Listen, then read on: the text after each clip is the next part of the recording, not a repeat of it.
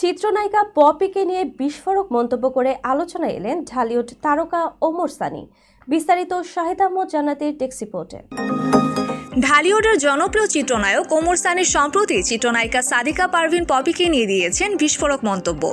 এক বিশেষ সাক্ষাৎকারে অংশ নিয়ে পপির সাম্প্রতিক মন্তব্যে বিরক্ত হয়ে তিনি বলেন, প্রয়োজনে পপিকে শাসন করার অধিকারও তার আছে, কারণ তিনি পপির দুলাভাই।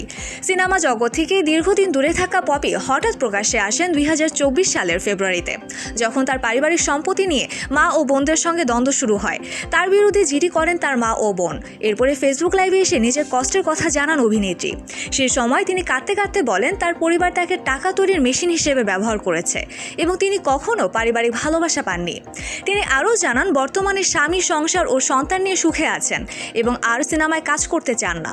পপির এই বক্তব্যে ক্ষুব্ধ হন ওমর সানি। সম্প্রতি এক সংবাদ মাধ্যমে দেওয়া সাক্ষাৎকারে সানি বলেন, আসলে পপি একটা স্টুপিড। ও যদি সিনেমার নায়িকা না হতো ওকে কে চিনত?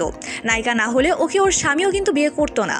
তিনি বলেন, পপির অভিযোগ যে সিনেমায় কাজ করতে গিয়ে নানা পারিবারিক ঝামেলা জড়িয়েছে, সেটি সিনেমা জগৎকে অবজ্ঞা করার শামিল। তিনি বলেন, ওর মা যদি ওকে নায়িকা না বানিয়ে অন্য কিছু বানাতো, এই নিয়ে ওর আক্ষেপ আছে।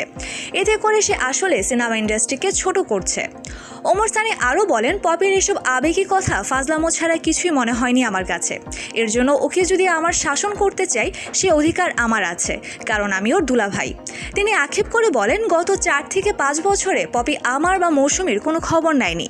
না নিক, আমিও চাই না ও আমাদের খবর নিক। তবে দিন শেষে পপির জন্য ভালোবাসা ও দোয়ার কথাও বলেছেন সানি।